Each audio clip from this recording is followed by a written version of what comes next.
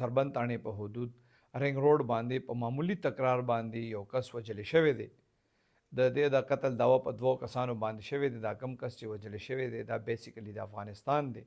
د حوالې سره چې سربند تاڼې کې کوم اف ای آر درج شوی دی نو په دې کې مدعي دی رحمان شیر د کندي پایان پشتخري اوسیدونکی دی. د ریپورټ درج کړی دی چې د سره احمد شاه نومي کس دی. دا بیسیکلی د افغانستان دی. ما سره په حجره کې کار کولو. 2 کسان دي چې په دعوه کړې ده وایي هغې د احمد شاه سره زباني تکرار شوی دی. دغه دواړه کسان چې خپلو کیرونه دي په د احمد شاه باندې ډزې کړي دی. زخمي او بیا دې هسپتال ته بوتلی دی خو هغه بیا په لاره کې ساه ورکړې ده. د پولیس وینا دا ده چې ای د دواړو ملزمانو خلاف اف ای آر درج کړی دی او د هغې د ګرفتارۍ دپاره چاپې وهل شروع کړي دي خو ای لا اوسه پورې ګرفتار شوي نه دي.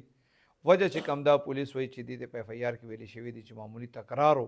څنګه چې ما تاسو ته وی دا کم کس چې وجل شوی دی احمد شاه دا د مدعي سره په حجره کې نوکر او دا بیسیکلی د افغانستان دی. د عمر تقریبا 50 سال دی او جګړه چې کوم ما تاسو ته یاده که هغه وجه چې کوم دغه معمولي تکرار دی.